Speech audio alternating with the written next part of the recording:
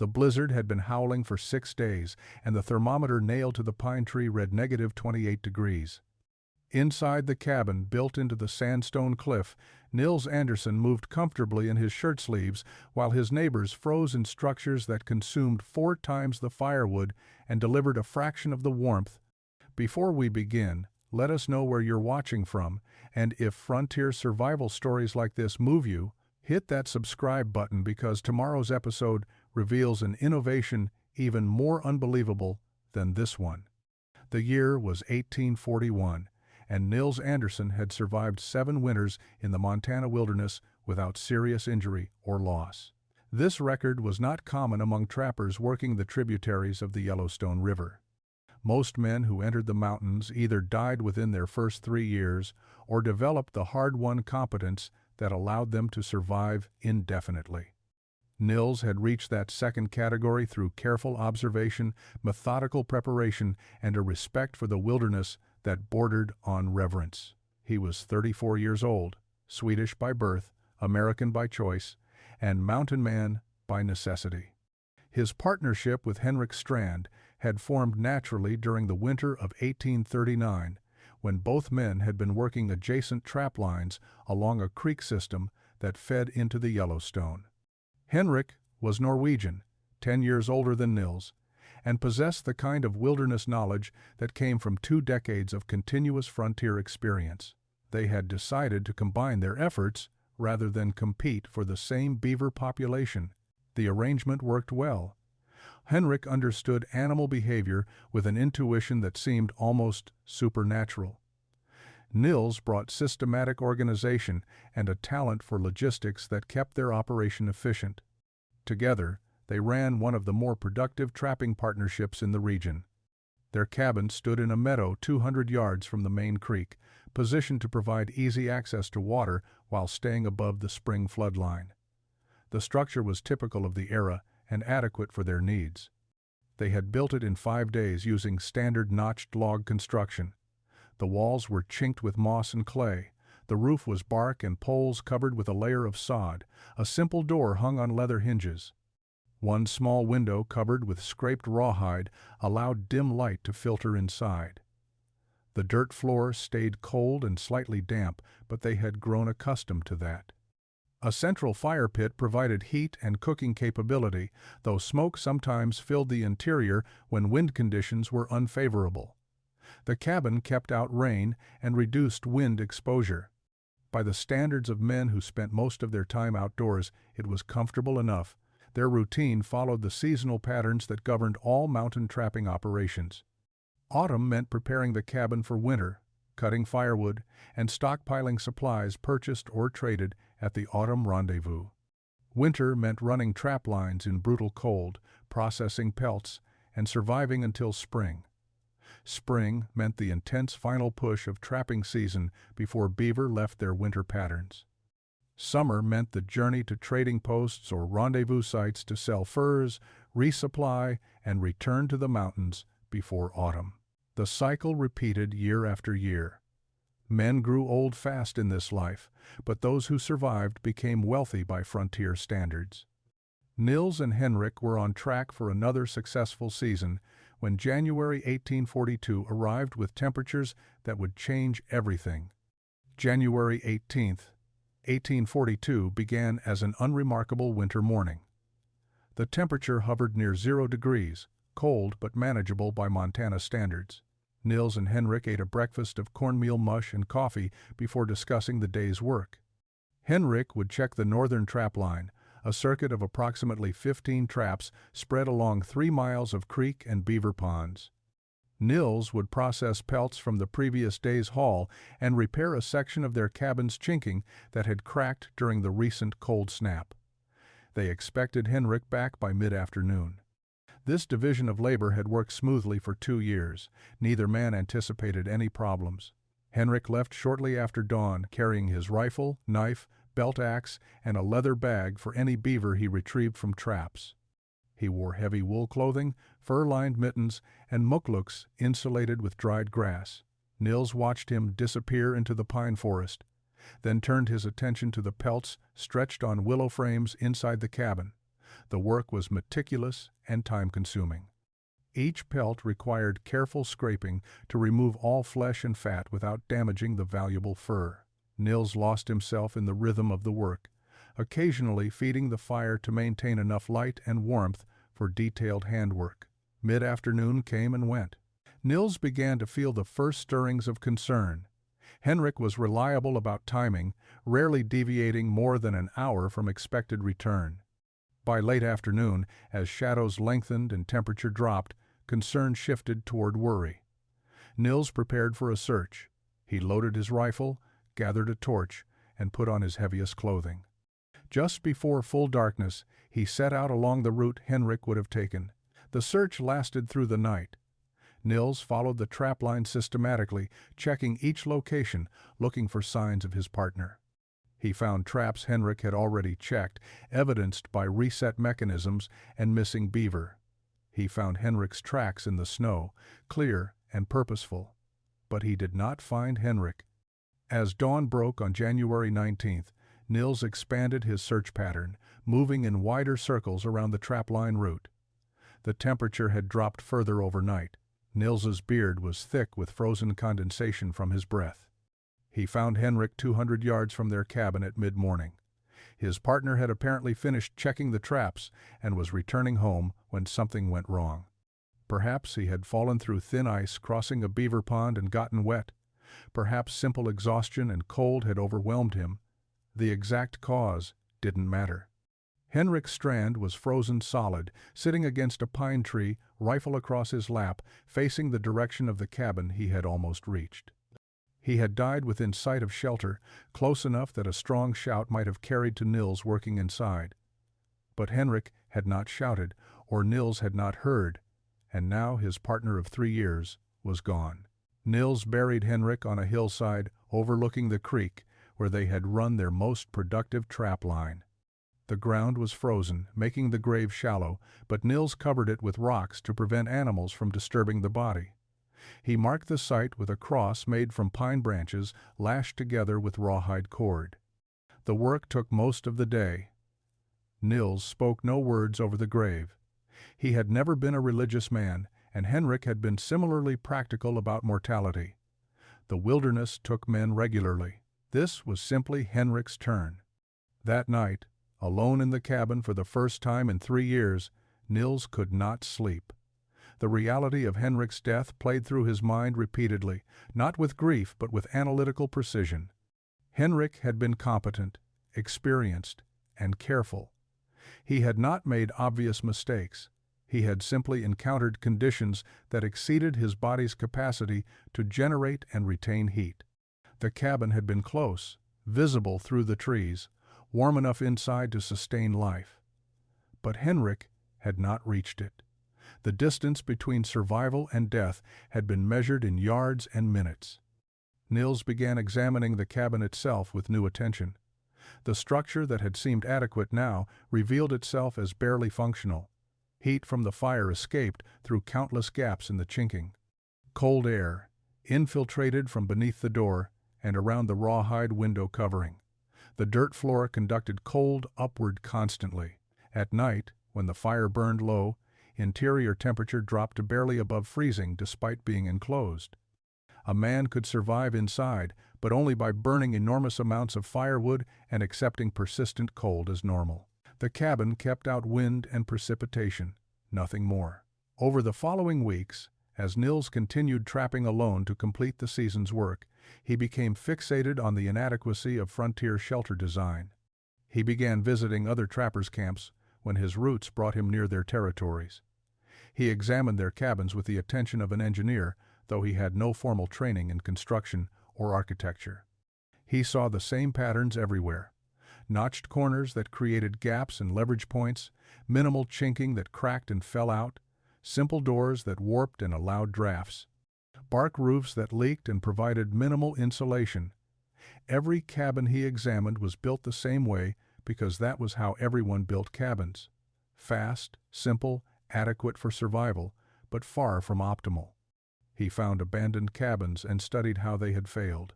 Corners showed damage where logs had shifted as notches compressed under weight. Door frames revealed stress cracks where green wood had dried and warped.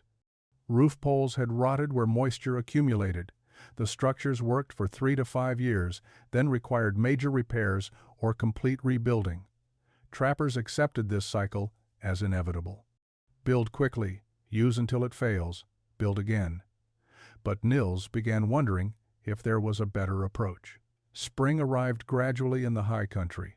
Snowmelt swelled the creeks, and beaver became more active in the warming water. Nils worked his trap lines with mechanical efficiency, processing pelts and preparing for the journey to sell his furs. The work kept his hands busy but did nothing to quiet the questions circulating through his mind about shelter, heat retention, and survival. He had begun carrying a small journal, recording observations about how different structures and materials responded to temperature changes. Other trappers would have considered this strange behavior, so Nils kept his investigations private. In late April, a spring storm moved through the region with unexpected intensity. Nils had been checking traps several miles from his cabin when dark clouds built rapidly overhead. Within an hour, heavy rain mixed with sleet began falling, driven by wind that made travel dangerous. Nils needed shelter immediately. The nearest structure was his own cabin, but it was too far to reach safely in the storm. He remembered a massive sandstone cliff formation he had noticed during earlier explorations. The formation featured a deep overhang that might provide adequate protection. He headed toward it. The overhang was even better than he remembered. The sandstone shelf extended outward approximately 20 feet from the vertical cliff face, creating a protected alcove large enough to shelter a dozen men. The space beneath the overhang was dry despite the storm raging outside. Wind could not penetrate directly. Rain fell several yards away from the back wall. Nils gathered deadwood from the protected area and built a small fire against the stone back wall.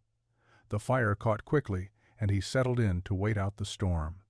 As hours passed, Nils noticed something remarkable. The sandstone wall behind his fire was warming noticeably. He could feel heat radiating from the rock when he held his hand near it. This seemed normal enough while the fire burned. But as evening approached and the fire burned down to coals, the stone continued radiating warmth. Nils let the fire die completely, expecting the cold to return rapidly. Instead, the stone wall remained warm to the touch for hours after the last ember faded. The massive rock formation had absorbed heat throughout the afternoon and was now releasing it slowly back into the sheltered space. Nils spent the night under the overhang, building only 2 small fires to maintain comfort. In a standard cabin, he would have needed continuous fire through the night to avoid freezing. Here, the stone itself was working as a heat source, requiring no fuel and no maintenance. The warmth was gentle but persistent, exactly the kind of steady heat that made the difference between comfort and suffering during long winter nights. As dawn broke and the storm cleared, Nils sat staring at the sandstone wall, his mind racing with possibilities he had never considered before. Nils finished his spring trapping season and left the mountains in early June 1842 with a load of beaver pelts packed on 2 horses. The journey to Street, Louis took 3 weeks following established trails through South Pass and down the Platte River route. Other trappers traveled in groups for safety and companionship, but Nils preferred solitude during the long ride. The travel time gave him space to think without interruption. His mind kept returning to the sandstone overhang and the way stone had held heat for hours after his fire died. Street Louis was chaos compared to the wilderness. The city had grown rapidly as the jumping-off point for western migration and trade. Steamboats crowded the Mississippi riverfront. Warehouses lined the commercial districts. The streets were thick with traders, merchants, immigrants, and mountain men in from the frontier. Nils sold his furs to a reputable buyer and received a fair price. The transaction put nearly $300 in his pocket, enough to support himself comfortably for a year if he lived modestly. Most trappers would have spent the money on whiskey, gambling, and entertainment before returning to the mountains. Nils had different priorities. He spent 2 weeks studying buildings with the focus of a man preparing for an examination. He watched masons constructing a brick warehouse, paying particular attention to how they laid courses in overlapping patterns that distributed weight and created structural strength. He examined stone foundations, noting how massive weight transferred through properly placed supports. He visited a cooperage and observed how barrels were assembled using interlocking staves and compression hoops. Each trade had specialized knowledge about materials and joinery that most people never noticed. Nils asked questions constantly. Some craftsmen ignored him. Others, pleased to find someone genuinely interested in their work, explained their techniques in detail. He purchased supplies that other trappers would have considered wasteful or unnecessary. 20 pounds of horsehair from a tannery that processed cattle hides. The hair was a byproduct normally discarded or sold for stuffing furniture. Nils paid premium price for clean, long strands. He bought clay from a pottery supplier, explaining he needed material that would remain flexible when mixed with other compounds. He purchased pine resin from a ship chandler who supplied caulking materials for boat builders. The chandler assured him the resin would create waterproof seals if properly prepared. He bought a mercury thermometer, an expensive precision instrument rarely seen on the frontier. The seller asked what possible use a trapper had for such a device. Nils simply said he wanted to measure temperature accurately. His most important purchase was information. He spent evenings in taverns frequented by builders and craftsmen, buying drinks and listening to conversations about construction challenges. He learned about thermal mass, though no one used that specific term. He heard masons discuss how thick stone walls moderated interior temperature in both summer and winter. He listened to a German immigrant describe root cellars built partially underground that stayed cool in summer and prevented freezing in winter. Every conversation added pieces to the solution forming in his mind. Nils returned to the Montana wilderness in late July 1842 with his unusual supplies packed carefully on 3 horses. The extra animals were necessary to transport the weight of materials he had purchased. Other trappers he encountered on the trail looked at his load with confusion. Horsehair, clay, resin, and a thermometer made no sense as trapping supplies. Nils offered no explanations. He had learned that describing his plans would only invite mockery before he had proven anything. Better to build first and explain later if the idea worked. He did not return to the cabin he had shared with Henrik. That structure held too many memories and represented methods he now intended to abandon. Instead, he began searching for a specific geological formation. He needed a sandstone cliff with a substantial overhang, south-facing orientation for maximum sun exposure, and enough elevation to provide clear sight lines and drainage. The formation also needed to be near water, but not so close that spring flooding would threaten the site. He spent 3 weeks exploring the region on horseback, examining dozens of cliff faces and rock formations. The cliff he finally selected stood in a remote valley 15 miles from his old territory. The sandstone formation rose nearly 80 feet from the valley floor, weathered into horizontal layers that created natural shelving. Approximately 40 feet above ground level, a massive overhang extended outward 25 feet from the vertical cliff face. The overhang was thick, at least 10 feet of solid stone, forming a natural roof.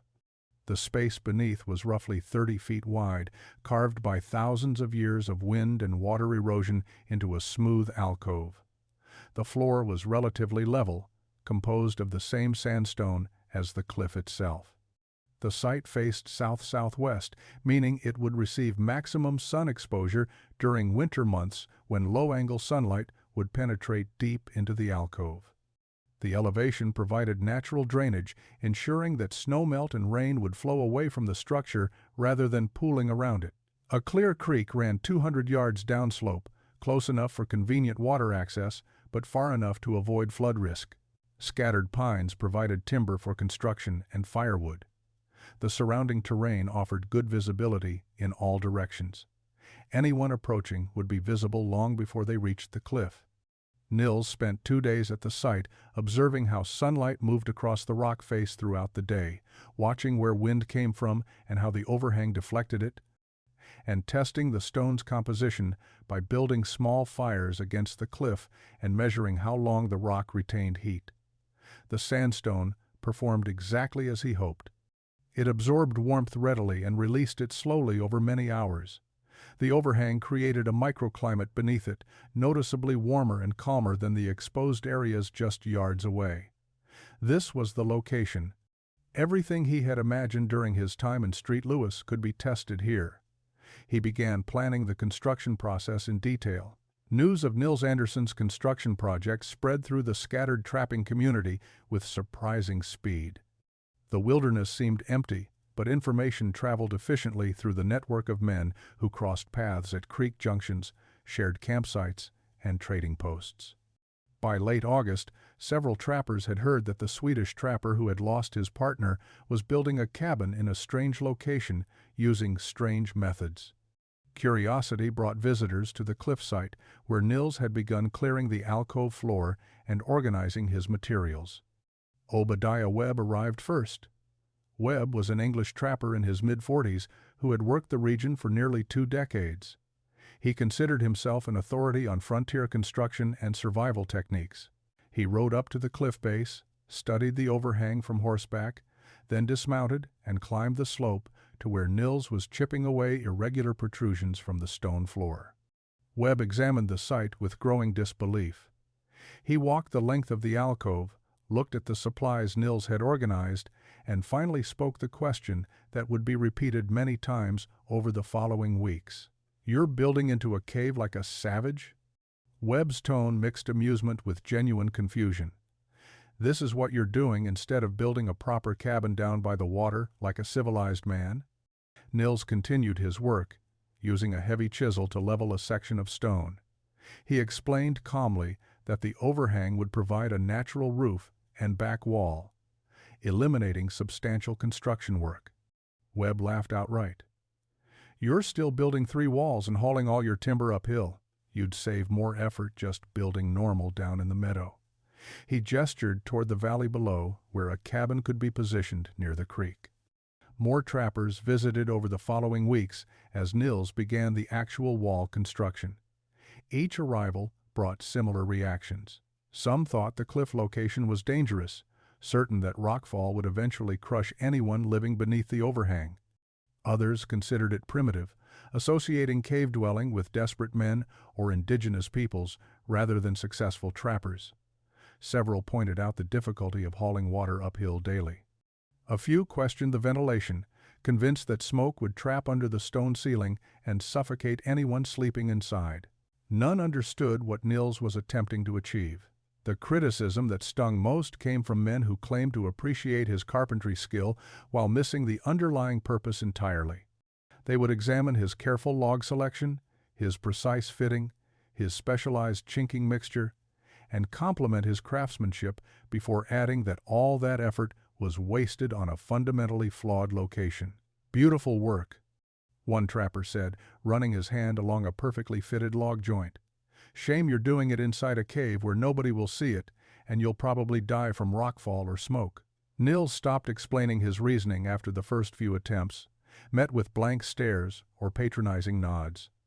He simply continued building, methodical and focused, while the trapping community watched with amused skepticism and growing certainty that the Swedish trapper had lost his mind after his partner's death. The most technically challenging aspect of Nils's construction was sealing the junction between his log walls and the irregular sandstone cliff face. Standard log cabin construction involved fitting round logs against other round logs, a process with well-established techniques. Fitting round logs against an uneven stone surface presented problems that no traditional frontier carpentry addressed.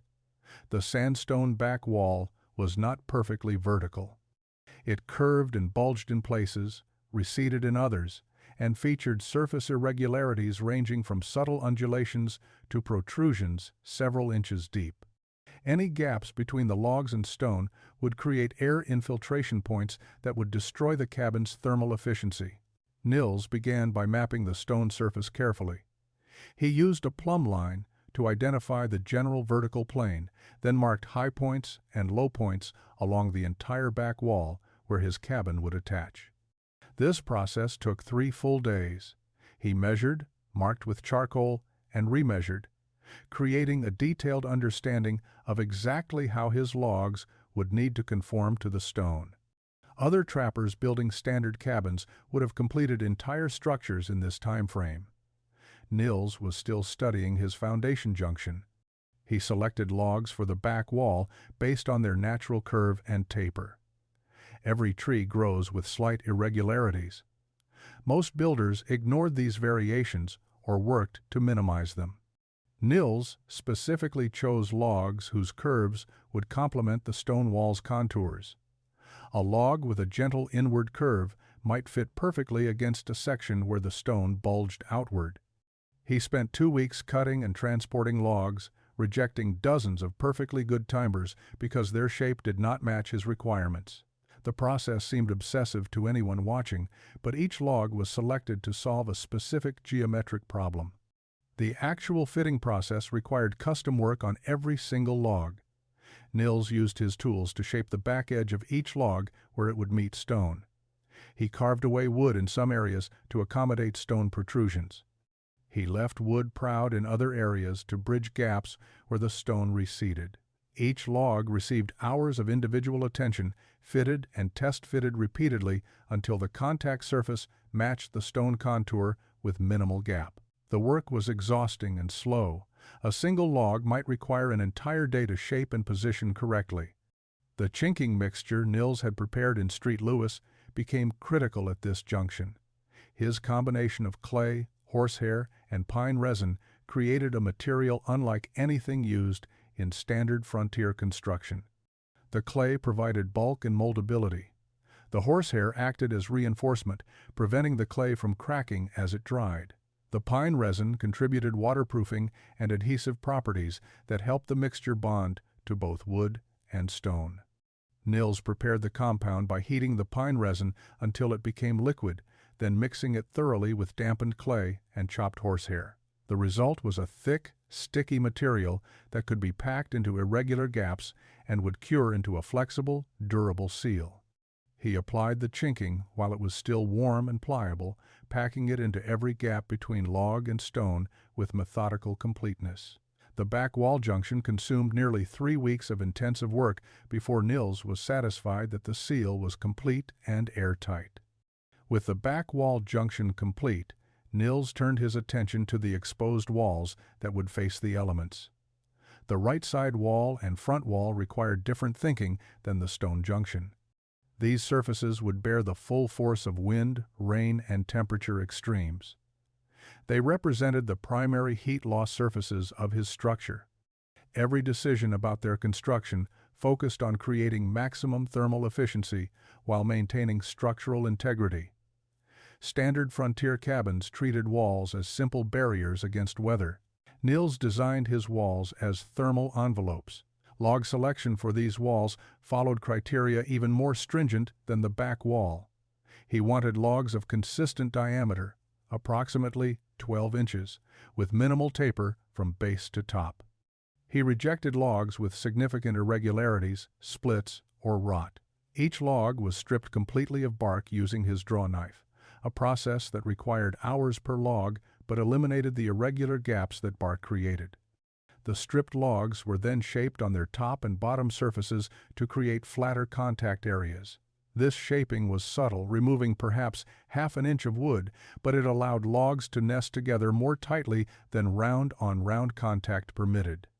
The corner where the front wall met the right side wall received special attention. Nils had observed during his St. Louis education that corners were structural weak points in most buildings. Traditional notched log corners created leverage points and gaps that compromised both strength and thermal performance.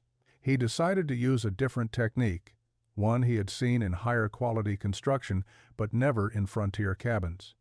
He extended each log approximately 2 feet past the corner intersection, creating overlapping extensions on both walls. Then he drilled vertical holes through multiple log layers simultaneously and drove iron pins through the holes, pinning 3 or 4 logs together in a rigid assembly. The technique was labor-intensive and required careful drilling to keep holes aligned through multiple logs, but the result was a corner that could not be disassembled by force. The extended logs also eliminated the leverage point that bears or other threats could exploit to tear corners apart. The corner became the strongest part of the wall rather than the weakest. Nils built 4 such pinned corners, 1 at each junction of his 3 walls. The corners alone required a full week of work, but their strength justified the investment. The door represented perhaps the most critical component of the exposed wall system. Standard cabin doors were assembled from whatever planks were available, hung on leather hinges, and secured with simple wooden bars. Nils spent 2 full weeks building his door. He selected a single large pine with dense, straight grain and hewed planks 3 inches thick. The planks were fitted using tongue and groove joints he carved by hand, creating a door that was effectively a single piece of wood. He reinforced the interior face with iron brackets arranged in an X pattern, bolted through the planks with square-cut nails that were clinched over on the exterior side. The completed door weighed nearly 90 pounds, but was rigid enough to support its weight without warping. The most radical aspect of Nils's design became apparent as the walls rose to their full height. Every trapper who visited the construction site eventually asked the same question: when would he start on the roof? Nils would gesture upward at the massive sandstone overhang and explain that the roof was already complete and had been for thousands of years. The responses ranged from confusion to outright disbelief. The concept of using natural geology as structural architecture was so foreign to frontier building conventions that many visitors could not process what they were seeing, even when it was directly explained. Traditional log cabin roof construction was one of the most labor-intensive aspects of building. It required cutting and hauling ridge poles, splitting or hewing roof planks, gathering bark for waterproofing, and often digging and transporting sod for insulation. A standard roof might require 3 or 4 days of hard work by 2 men. The roof also represented a significant maintenance burden. Bark deteriorated and needed replacement every few years. Sod grew heavy when wet and required periodic replacement as vegetation died and soil eroded. Roof poles rotted where moisture accumulated. Most cabin roofs leaked at least occasionally and needed constant attention to remain functional. Nils's sandstone overhang eliminated all of this work and all of this maintenance. The stone shelf extending 25 feet from the cliff face was at least 10 feet thick, solid rock that had weathered natural erosion for millennia without collapse. The overhang's underside was relatively smooth, weathered into gentle curves by wind and water. The stone was completely waterproof, absolutely fireproof, and would last indefinitely without any human intervention. The weight-bearing capacity exceeded anything wooden construction could achieve. A man could have driven a loaded wagon onto the top of the overhang without risking structural failure. But the thermal properties were what made the natural roof genuinely revolutionary. Wooden roofs provided minimal insulation. Heat from interior fires rose and escaped through the wood, bark, and sod relatively quickly. Cold from winter air penetrated downward through the same materials. The roof was a major thermal loss surface that required constant fire to compensate. The sandstone roof functioned completely differently. Stone has high thermal mass, meaning it absorbs heat slowly and releases it slowly. During the day, when Nils would burn fires for cooking and warmth, heat rising from the cabin interior would warm the stone ceiling. The massive thickness of rock would absorb this heat throughout the day, storing it in the stone's molecular structure. At night, when fires burned low or went out entirely, the warmed stone would begin releasing the stored heat back downward into the cabin. The process was slow and steady, exactly the kind of gentle, sustained heat release that made the difference between freezing and comfort during long winter nights. The stone ceiling was not just a roof. It was a thermal battery that would charge during the day and discharge at night, providing passive heating that required no fuel and no maintenance. This concept was so far beyond standard frontier understanding that Nils stopped trying to explain it. Nils completed the basic construction in mid-September 1842, just as autumn temperatures began their steady decline toward winter. The cabin had consumed nearly 2 months of intensive work, far longer than any standard frontier structure required. He moved his supplies and equipment into the finished space and began the process of learning how his creation actually performed. The interior measured approximately 20 feet wide by 18 feet deep, larger than most solo trapper cabins. The height varied from 7 feet at the front wall to nearly 12 feet at the back, where the natural stone ceiling arched upward. He built a stone fireplace in the corner, where the front wall met the left side wall junction with the cliff. The fireplace construction took another week, using flat stones gathered from the creek bed below. He designed the firebox to be relatively small, understanding that excessive fire would waste wood and create uncomfortable heat in such a well-sealed space. The chimney extended upward along the cliff face, exhausting smoke well away from the overhang opening. The design created excellent draft, pulling smoke efficiently from the firebox and preventing any interior accumulation. As September gave way to October and nighttime temperatures dropped below freezing, Nils began noticing the cabin's thermal behavior. His evening fires were smaller than he had burned in his previous cabin, perhaps 1/3 the size, yet the interior remained noticeably warmer. He attributed this initially to superior chinking and the tight door seal eliminating drafts. Standard cabins leaked air constantly. His cliff cabin was genuinely airtight, with minimal infiltration even during high winds. The difference in comfort was immediate and obvious. But as October progressed and he spent more time living in the completed structure, Nils realized something else was happening. The warmth persisted long after his fires burned down to coals. In his old cabin, letting the fire die meant rapid temperature drop, often waking in near-freezing conditions by dawn. In the cliff cabin, he would bank the fire before sleeping and wake 8 hours later to an interior that remained comfortably warm. The difference was not subtle. It was the difference between sleeping under multiple heavy blankets and sleeping under a single wool blanket. The difference between waking to frozen water in a bucket and waking to liquid water, the difference between comfort and endurance. He began using his thermometer to track interior temperature, taking readings at different times of day and night. The data confirmed what his body already knew. Interior temperature remained remarkably stable, varying perhaps 10 to 15 degrees over a full day-night cycle. Even when exterior temperature dropped to 0 degrees, interior temperature stayed above 40 degrees with only minimal fire. When he maintained a small fire through the evening, interior temperature would climb to 60 or even 65 degrees and remain there through the night. Nils did not yet understand the full magnitude of what he had built. He knew the cabin worked better than standard construction, but he assumed the difference was incremental rather than revolutionary. He would not fully comprehend the breakthrough until winter arrived with its genuine tests of survival and thermal efficiency. December 1842 brought the first serious cold of winter. Temperature dropped to -15 degrees during a week-long cold snap that tested every structure and every man in the high country. Nils had prepared for winter by cutting and stacking firewood, a task that consumed most of November. Based on his previous winters, he estimated needing approximately 4 cords of wood to survive until spring. He had cut 6 cords to provide a comfortable margin.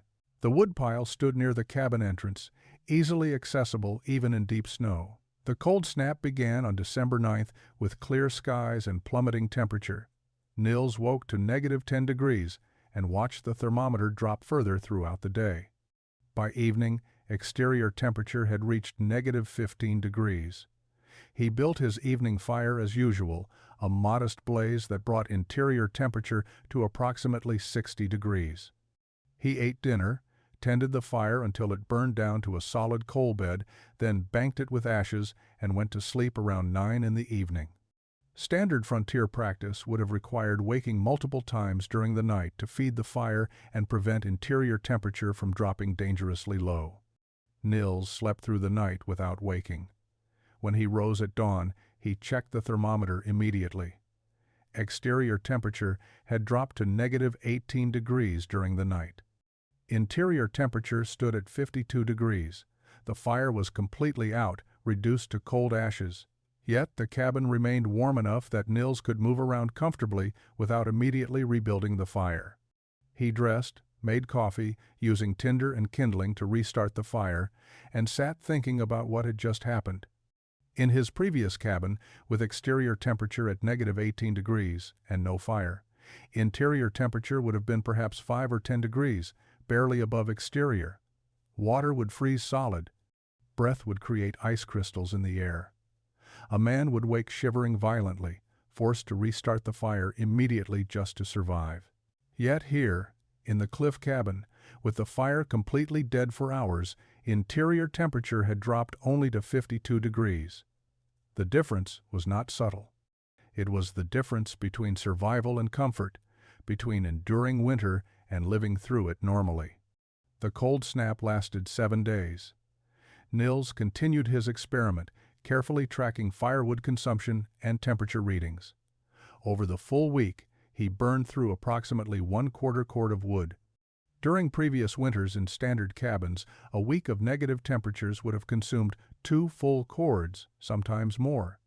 He was using 1/8 the firewood and staying dramatically warmer. The mathematics were undeniable but seemed impossible.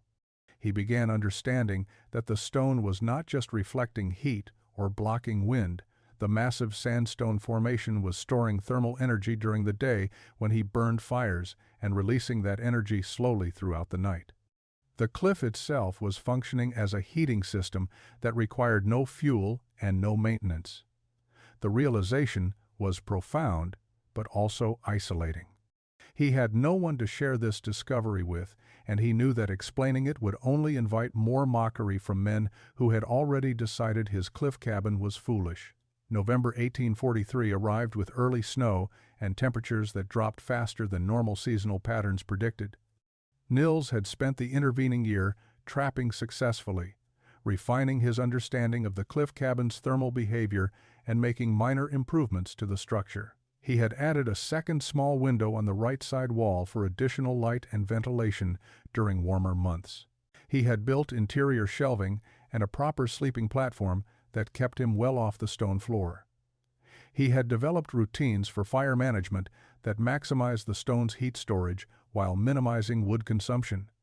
The cabin had become genuinely comfortable, perhaps the most livable space in the entire region. He had also maintained silence about the cabin's performance.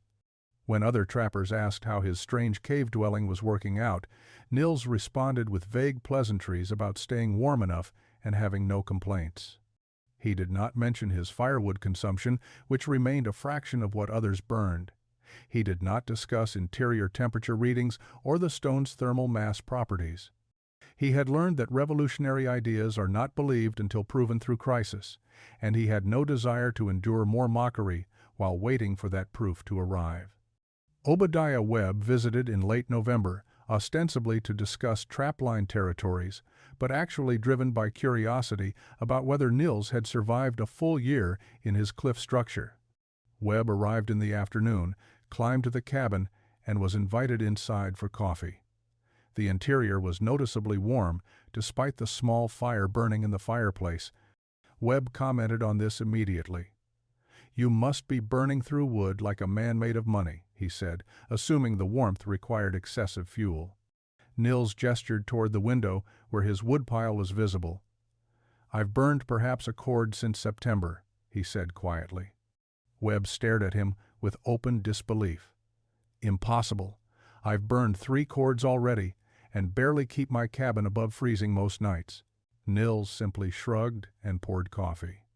Webb examined the interior more carefully, noting the tight construction, the specialized chinking, the quality of the door and window.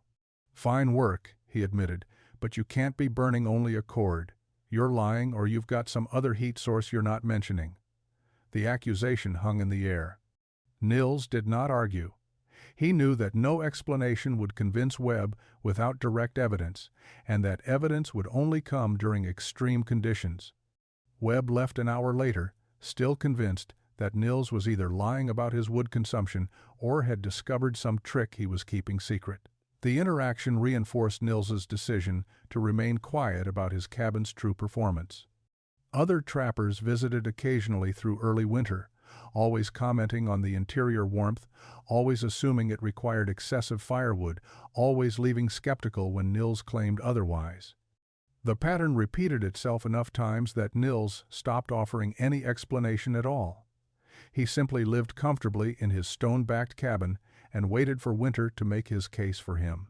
January 1844 began with weather that seemed typical for the high country. Cold, clear days alternated with light snow. Temperatures stayed consistently below zero, but not dangerously so. Trappers worked their lines, processed pelts, and managed their firewood supplies with the routine efficiency of men accustomed to mountain winters. Then, on January 14th, the sky changed. A massive weather system moved in from the northwest, bringing clouds that turned the afternoon dark as evening. By nightfall, the blizzard had begun in earnest. The storm was catastrophic from the first hours. Wind reached speeds that made travel impossible, and visibility dropped to arm's length. Snow fell so heavily that accumulation could be measured in feet per day rather than inches. Temperature plummeted to -30 degrees, then -35, sustained cold that exceeded anything the region had experienced in years. Trappers retreated to their cabins and focused entirely on survival. Running trap lines became impossible. Leaving shelter for any reason became potentially fatal. The storm settled in and showed no signs of weakening. Obadiah Webb's cabin stood in a meadow 4 miles from Nils's cliff site. The structure was well built by frontier standards, constructed 3 years earlier using solid logs and competent notching. Webb had chinked it carefully and built a functional fireplace. The cabin had kept him alive through multiple winters without serious problems, but this storm exceeded the structure's capacity to provide adequate shelter. Wind drove through gaps in the chinking that had seemed minor during normal cold. Snow infiltrated around the door and through the rawhide window covering, creating drifts inside the cabin. The fireplace consumed wood at an alarming rate, yet interior temperature barely reached 20 degrees, even with a roaring fire. Webb burned through his carefully rationed firewood at 4 times his normal consumption. By the 3rd day of the storm, he had exhausted half his winter supply and still shivered violently, even while sitting directly beside the fire. Ice formed on the interior walls, where condensation from his breath froze instantly. Water in his cooking pot froze solid, despite being positioned near the fireplace. His hands became clumsy with cold, making even simple tasks like splitting kindling dangerously difficult. He wore every piece of clothing he owned, layer upon layer, and still felt the cold penetrating to his core. Other trappers scattered across the region faced similar crises. Silas Drummond, a younger Irish trapper whose cabin stood along a different creek system, watched his firewood supply vanish with terrifying speed. His cabin leaked air from a dozen sources he had never noticed during milder weather. The storm found every weakness, every gap, every poorly fitted joint. Men who had considered themselves adequately prepared discovered that adequate was nowhere near sufficient. The storm had created conditions where standard frontier construction simply could not maintain survivable interior temperature regardless of how much wood was burned. On the 4th day of the blizzard, Obadiah Webb made a desperate decision. His firewood supply was nearly exhausted, his cabin was barely warmer than the exterior, and the storm showed no signs of breaking. He had 2 choices: remain in his failing shelter and likely freeze to death, or attempt to reach another trapper's cabin and hope for hospitality. The journey would be dangerous, possibly fatal, but staying guaranteed slow death, he chose movement. He wrapped himself in every fur and blanket he could carry, loaded his rifle, and set out toward Nils Anderson's cliff cabin. The 4-mile journey took 6 hours of brutal struggle through waist-deep snow in whiteout conditions. Webb arrived at the cliff base in late afternoon, nearly frozen and barely able to walk. He could see smoke rising from Nils's chimney, steady and thin. not the thick pour that came from desperate fires consuming excessive wood. He climbed the slope to the cabin and pounded on the door with numb fists. Nils opened it immediately and pulled Webb inside. The transition was so extreme that Webb stood motionless for several seconds, unable to process what his body was experiencing. The interior was genuinely warm, comfortably warm, the kind of warmth that seemed impossible during the conditions raging outside. Nils stripped the frozen outer layers from Webb's clothing and sat him near the fireplace. The fire was modest, no larger than a normal cooking fire, yet the cabin maintained temperature that felt tropical compared to what Webb had endured for 4 days. As sensation returned to his extremities and his shivering gradually subsided, Webb examined the interior with growing incomprehension. The thermometer mounted on the wall read 61 degrees. 61 degrees while exterior temperature was negative 32, while the blizzard consumed cabins and wood supplies across the entire region, while men froze in structures that should have protected them. Nils explained quietly what Webb was experiencing. The stone stored heat during the day and released it at night. The massive overhang eliminated most heat loss surfaces. The careful construction prevented air infiltration. The result was a structure that required minimal fire to maintain comfort even during extreme cold. Webb listened but struggled to accept the explanation. The performance exceeded anything he had believed possible. 2 days later, Silas Drummond arrived in similar condition to Webb's earlier state. His cabin had become uninhabitable, his wood supply depleted. Nils took him in as well. The 3 men lived in the cliff cabin for the remaining 3 days of the blizzard. Nils burned wood at his normal, modest rate. Interior temperature never dropped below 58 degrees. The contrast between the comfortable refuge and the deadly conditions outside created a stark demonstration that no amount of explanation could have achieved. Webb and Drummond were living proof that Nils's design was not incrementally better than standard construction. It was categorically different. A fundamental reimagining of how frontier shelter could function in extreme environments. The blizzard finally broke on January 21st after 7 days of sustained fury. The sky cleared to reveal a landscape transformed by snow accumulation that exceeded 4 feet in most areas. Temperature remained brutally cold, negative 28 degrees under clear skies. Trappers across the region emerged from their cabins to assess damage and check on neighbors. Several men had abandoned their cabins entirely during the worst of the storm, seeking shelter with partners or in communal structures. Others had burned through their entire winter wood supply and now faced the remaining months without adequate fuel. The storm had exposed the inadequacy of standard frontier construction with brutal clarity. Lachlan McTavish appeared at Nils's cabin on the afternoon of January 22nd. McTavish was a Scottish trapper in his 50s who operated a small trading post in addition to his trap lines. He was known for his meticulous record-keeping and his possession of unusual equipment, including a precision mercury thermometer he had brought from Edinburgh years earlier. McTavish had heard from other trappers that Webb and Drummond had survived the blizzard in Nils's cliff cabin and that the structure had performed remarkably well. He wanted to verify the reports with actual measurements. Nils welcomed him inside and showed him the thermometer mounted on the cabin wall. McTavish examined it, noted the reading of 63 degrees, then produced his own instrument from a carefully padded case. The 2 thermometers agreed within 1 degree, confirming accuracy. McTavish then stepped outside and took an exterior reading, negative 28 degrees. He walked down to Webb's abandoned cabin, now cold and uninhabitable, and took a reading there. With no fire for 3 days, the interior had equalized with exterior temperature. 9 degrees, barely above the outside air, proving that the cabin structure itself provided almost no insulation or heat retention.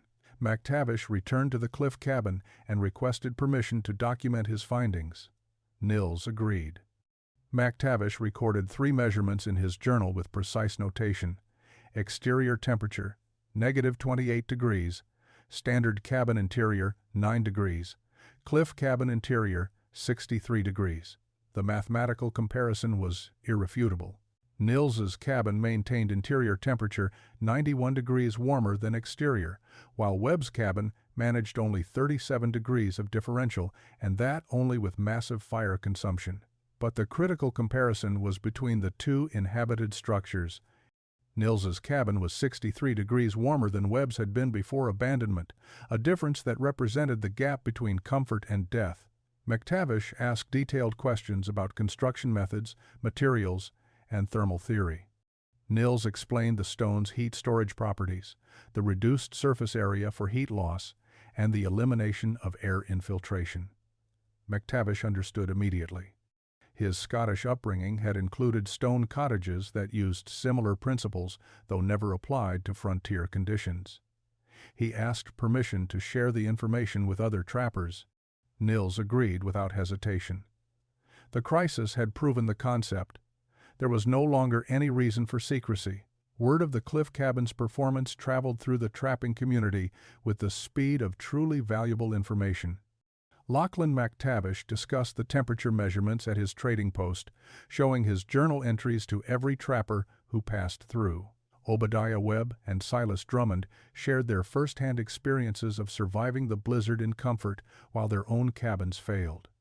The story grew with each retelling, but the core facts remained consistent and verifiable.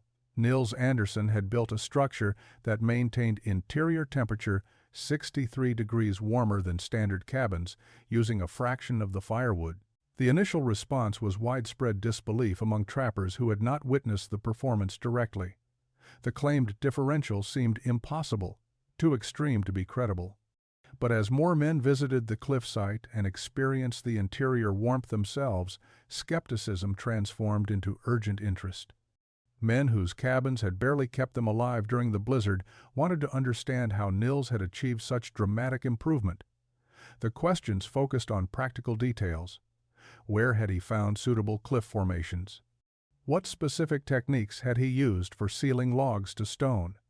How had he prevented smoke accumulation under the overhang? How much had the specialized materials cost? Nils shared his knowledge freely and completely. He explained the importance of south-facing orientation for maximum sun exposure. He described his chinking mixture and how to prepare it properly. He demonstrated the pinned corner technique and the reasoning behind extending logs past joints. He discussed thermal mass principles in terms that men without formal education could understand. "Stone holds heat like a water barrel holds water," he would say. "The bigger the barrel, the more it can store. The thicker the stone, the longer it holds warmth." The explanations were simple but accurate enough to convey the essential concepts. By spring of 1844, several trappers had begun searching for suitable cliff sites in their territories. The search was not always successful. Sandstone overhangs with the necessary characteristics were geographically limited. Some regions had granite or limestone formations that lacked the ideal thermal properties. Other areas had no significant cliff formations at all. But in regions where appropriate geology existed, trappers began staking claims to cliff sites with the same intensity they had previously reserved for beaver-rich creek systems. A good overhang became valuable territory. Silas Drummond was the first to complete a cliff cabin based on Nils's design. His structure was smaller and less refined than the original, but it incorporated the essential principles: stone back wall and roof. Careful log fitting, specialized chinking, tight door construction. Drummond completed it in autumn of 1844 and reported during the following winter that his firewood consumption had dropped by more than half while his comfort had increased dramatically. His success encouraged others. Over the next 3 years, approximately a dozen cliff cabins were built across the northern Rocky Mountain region wherever suitable geology could be found. The phrase, "built like Anderson's cliff shelter," entered the local vocabulary as shorthand for construction that prioritized thermal efficiency and durability over speed and convenience. The innovation spread organically, shared freely among men who recognized genuine improvement when they experienced it. Nils Anderson left the mountains in 1849, part of the general exodus as the fur trade collapsed and new opportunities drew men westward. He had accumulated modest wealth during his trapping years and invested it in a small ranch in Oregon Territory near the Willamette Valley. He married in 1851 a widow named Ingrid Halverson, who had emigrated from Norway with her first husband. They raised 3 children on the ranch, growing wheat and raising cattle in the fertile valley. Nils adapted to settled life with the same methodical competence he had brought to wilderness survival. He lived quietly, rarely speaking about his mountain years, and died in 1871 at age 62. His cliff cabin remained occupied long after his departure. A prospector named Coleman used it during the brief gold rush period of the 1850s. A homesteading family lived in it through the 1860s, adding a second room and using the original structure as the core of a larger dwelling. By the 1870s, the cabin had become a recognized way station for travelers moving through the region. The stone-backed portion remained solid and weatherproof, while wooden additions built by later occupants deteriorated and required replacement. The contrast illustrated the durability advantage Nils had understood decades earlier. The technique he had pioneered continued spreading in modified forms. Settlers moving into regions with suitable geology incorporated cliff overhangs into their homestead designs. Mining camps in mountainous areas used natural rock formations as structural elements. The United States Army's frontier forts occasionally positioned critical buildings against cliff faces for defensive and thermal advantages. The specific connection to Nils Anderson was gradually lost as the technique became common knowledge, but the principles he had proven remained embedded in frontier construction practices wherever geography permitted their application. Modern historians researching frontier shelter design have identified at least 30 structures built between 1845 and 1875 that show clear evidence of cliff integration for thermal efficiency. The actual number was likely higher, as many remote structures were never formally documented. Conservative estimates suggest the technique saved several dozen lives during extreme weather events over those decades. Men survived blizzards and cold snaps that would have killed them in standard cabins. The mathematics were straightforward.